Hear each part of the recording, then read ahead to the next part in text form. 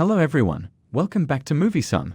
Today, I'll be providing an overview of the 2015 film Tale of Tales. The movie is divided into three distinct narratives. The first narrative revolves around the royal couple of the kingdom Long Trellis. Initially, their life seems joyful, but it is later revealed that the queen suffers from an uncommon medical condition, preventing her from bearing children. This unfortunate situation leaves her in a perpetual state of sadness. In his effort to help his queen, the king arranges for circus performers to entertain her. During this performance, the queen observes a pregnant circus performer and becomes consumed by envy. This jealousy leads to a destructive outburst in her chamber. Upon learning of the incident, the king visits her and pledges to find a solution to her problem. One night, a peculiar necromancer arrives at the castle, asserting his ability to resolve the queen's infertility. The king expresses skepticism due to past failed attempts, but the necromancer remains resolute in his belief that the queen can conceive. However, the extent of the king's commitment to his queen will determine the course of action. The king's response indicates that he is willing to go to any lengths. The necromancer, the king must capture a sea monster and extract its heart, which will serve as the remedy for the queen's ailment. Then, a pure and unmarried woman will prepare the heart, which the queen will consume. This sequence, the necromancer assures, will lead to the queen's conception. Upon hearing this plan, the king readily agrees to embark on the mission of hunting down the sea monster and initiates the preparations. The next day, the king sets off on his quest, locating the creature in a river. Seizing the opportunity while the monster sleeps, the king enters the ocean to confront and defeat the creature. Although he successfully slays the beast, the encounter leaves him severely wounded due to the intense struggle. Shortly thereafter, he succumbs to his injuries. However, prior to his demise, he manages to extract the heart from the creature. Upon returning to the castle, the queen conceals the heart with a piece of cloth. Subsequently, a maiden within the castle, who is found to possess both purity and an unmarried status, is assigned the task of preparing the heart. While tending to the heart, she undergoes unusual sensations and unexpectedly becomes pregnant. In due course, the queen consumes the prepared heart, leading to her eventual pregnancy. The subsequent scene portrays the simultaneous birth of the maid's son Jonah and the queen's son Elias.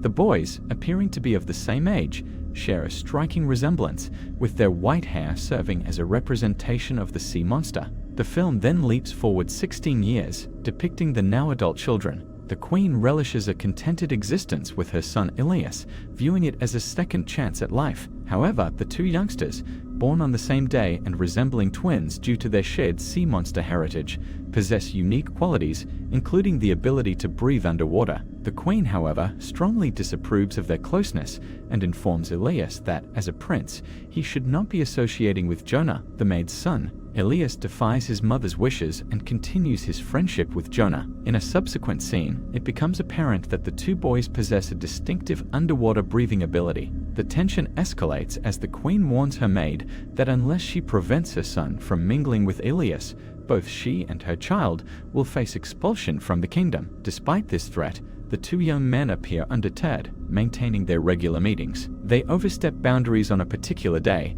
when Jonah dons Elias's attire and approaches the queen. Upon uncovering the truth, the queen opts to banish Jonah from the kingdom. Elias tries to intervene, but his efforts prove unsuccessful. In response, Jonah employs his knife to sever a tree, which triggers the flow of water. He explains to Elias that clear water signifies his continued existence, while red water would indicate his life being in danger. Having conveyed this message, Jonah departs. Elias consistently monitors the water, checking for any sign of it turning red. Eventually, the water's hue changes, prompting Elias to recognize a problem. In his quest to locate Jonah, Elias departs the kingdom without informing his mother. After an extended search, he finally arrives at Jonah's residence, where he learns that Jonah has wedded a young woman. The local inhabitants recognize Elias as Jonah, given their striking facial resemblance. Elias discovers that Jonah ventured into the forest 5 days prior and hasn't returned. Elias embarks on a search for Jonah, while the queen's anxiety regarding Elias's well-being heightens. She once again seeks the necromancer's aid, yet the necromancer reiterates his previous condition. A life must be sacrificed for another life to return. The queen promptly agrees to this proposition. Meanwhile, Jonah is discovered injured within a cave. An airborne creature attacks him, attempting to end his life. Hearing Jonah's cries, Elias locates him and dispatches the creature with his sword. Unbeknownst to Elias, the creature is none other than his own mother, a result of the earlier life-for-life agreement, marking the end of this part of the story. Subsequently, the second narrative is introduced, which centers around the king and two elderly women named Ima and Dora. The king is characterized as an insatiably lustful individual, constantly surrounded by women and immersed in heavy drinking. Despite his indulgent lifestyle, he has yet to locate his queen. Nevertheless, his wealth and influence grant him the privilege of marrying anyone he desires. The story then shifts its focus to the two elderly sisters residing near the palace. One sister is Dora, displaying cunning and selfish traits, while the other is Ima, characterized by her straightforward nature. Despite their seclusion and unmarried status, their voices sound remarkably youthful and pleasant. Although it is evident that they will likely spend their lives alone within their home, their vocal tones contrast with their physical appearance. One morning, the king overhears Dora's melodious singing and becomes instantly captivated by her voice. This prompts him to decide to meet her. Approaching their dwelling, he envisions Dora as young and beautiful. Upon knocking, the sisters, fearing the king's potential reaction to their appearance, begin to panic. After careful consideration, they devise a plan. Dora suggests that the king return after a week to allow her to become more at ease. In the subsequent scene, Dora attempts to improve her finger's appearance using herbs, although they still betray her elderly status. Conversely, Ima's finger looks youthful and vibrant due to her placing it in her mouth for several days. As the week elapses, upon his arrival, Dora presents Ima's rejuvenated finger, substituting it for her own. The king is overwhelmed by emotion and believes he has discovered his true love. Dora proposes that she will agree to sleep with the king only under total darkness, and the king consents.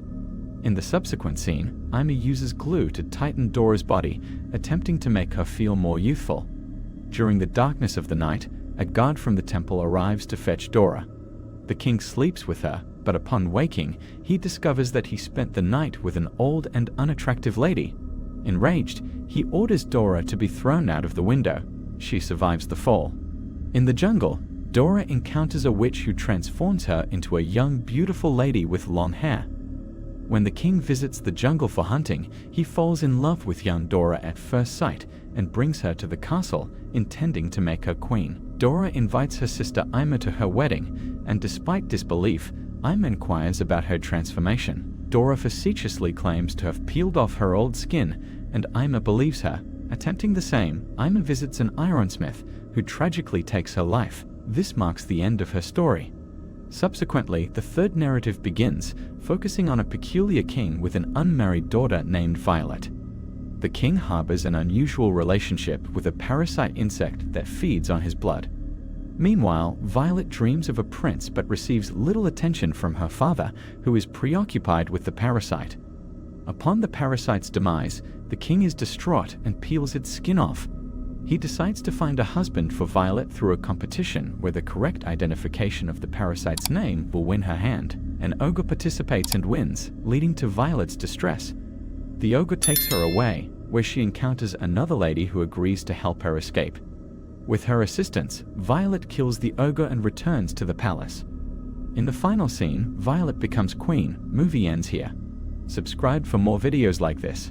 Thanks for watching.